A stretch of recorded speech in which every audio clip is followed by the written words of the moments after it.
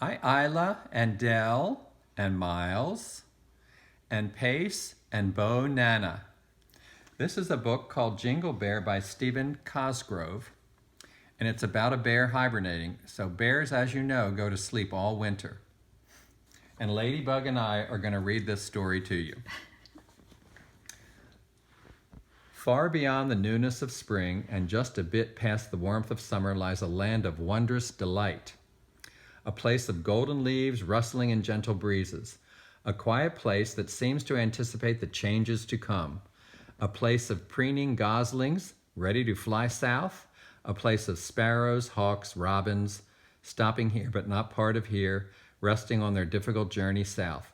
For this was autumn fall, a place of yellow golden delight in which to pause before the season of snow. You know the season of snow has passed. Of all the wondrous creatures that lived in the autumn fall, the bears were the most special. Just before the season of snow, these animals hibernated and slept away the cold with dreams of spring and summer. But before they slept, the bears had to eat, and eat they did. They raced about, scattering the golden aspen leaves, looking for a bit of this and a bit of that. They ate tiny, sweet nuts and plump, ripe berries.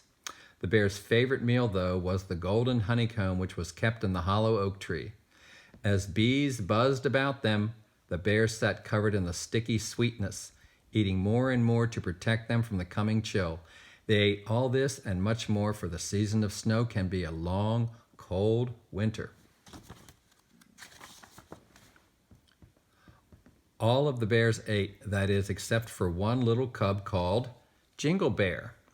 Born earlier that spring of Big Papa and Little Mama Bear, Jingle played and played instead of eating. The fuzzy bear knew he should eat, but playing was just more fun.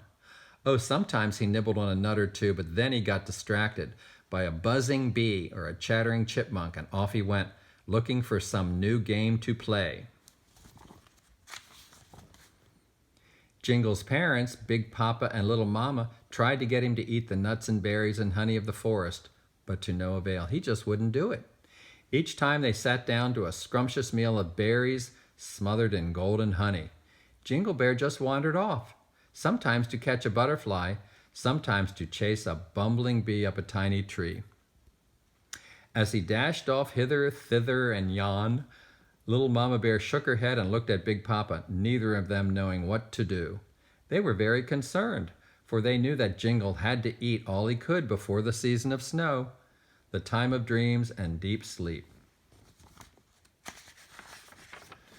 Oh, how Jingle loved to play, but he also loved to listen to the chipmunks chatter and chatter, telling their wondrous tales of Father Snow. He sat and listened with rapt wonder at once again that a chipmunk told the tale. Just after all the leaves have fallen from the trees, 2 days beyond the longest night, Father Snow comes crunching out of the north. His bag is full of gifts and goodies for all the creatures that stay awake during the long, cold winter. Gifts and presents galore, but the most special gift of all is the gift of snow. Snow.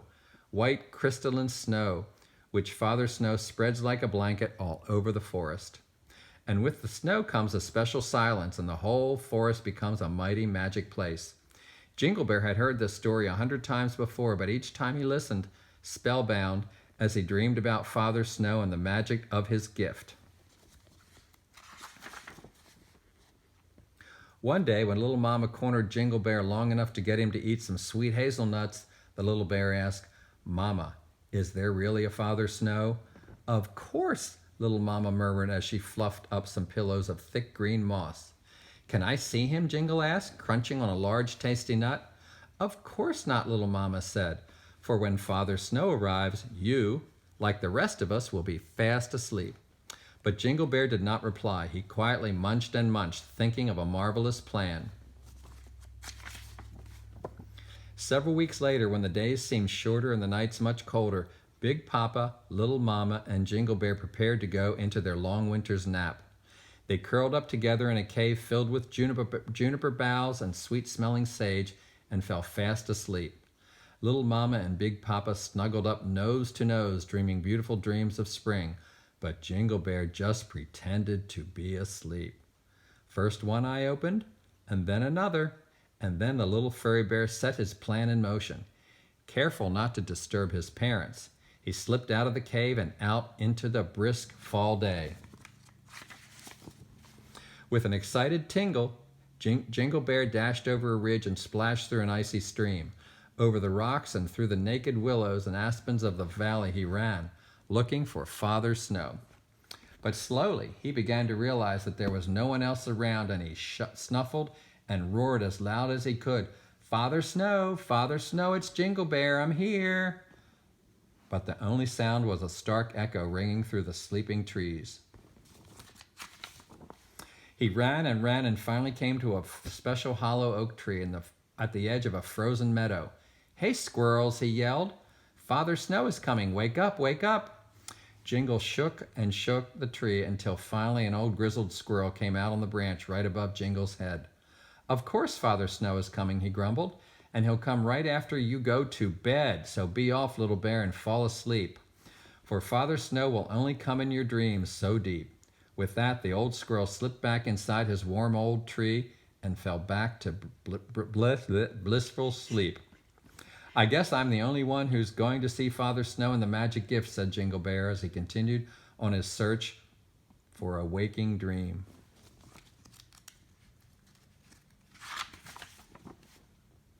He walked and walked, searching everywhere for Father Snow, but he found nothing. Slowly, the bright sky began to darken with heavy black clouds, and though it was still daytime, Jingle found himself walking in the dark all alone. Suddenly, one, then two crystal snowflakes gently floated down and landed at the very tip of his shiny black nose. Jingle Bear looked around excitedly, for he knew that where there are snowflakes, there must also be Father Snow and his gifts of the season of snow. But there was nothing around him save for the barren trees of the land of autumn fall. Sadly, Jingle Bear realized that Big Papa and Little Mama were right when they said that Father Snow wouldn't come until after he fell asleep. With heavy steps and frozen tears gliding down his furry face, the sad small bear turned to go back home. There probably isn't any Father Snow anyway, he muttered as he stumbled on his way. He walked and walked, but with each step he took, he became more and more lost. To make matters much worse, the snow was beginning to fall heavily now, and he couldn't see where he was going at all. And Jingle Bear was getting colder and colder and colder, and feeling oh so sleepy. He was so sleepy, in fact, that he couldn't move another step. So with his teeth chattering, Jingle Bear burrowed in at the base of a pine tree and fell into a dreamless sleep, muttering, There is no Father Snow, there is no Father Snow. Poor Jingle Bear could have frozen right there and never thawed until spring. But wait, a shadowy shape with a long flowing beard carefully picked him up and held him gently in his arms. With a cheerful chuckle and a flash of magic, Father Snow whisked them both back to Jingle Bear's cave. Once there, he lay the peaceful sleeping bear right between Little Mama and Big Papa. Yes, laughed the shadowy form, there is a Father Snow, but I'll never come to you while you're awake, because it is to sleep you must go. In a burst of starshine and moonglow, he cast the land of autumn fall into the magical season of snow. Then, with a sweep of his arm and a wave of his hand, he gave Big Papa, Little Mama, and Jingle Bear the most precious gift of all, the gift of love, and then he disappeared. A sleepy little bear opened one eye and wondered if all this magic was nothing more than a dream. Then, with a deep, deep sigh and one single yawn, he fell into a warm winter's sleep. The holidays are tomorrow, your heart seems to leap, but tomorrow will only come right after you fall asleep. So Dell and Pace and Bo and Isla and Miles and Ladybug, what did you think of the book?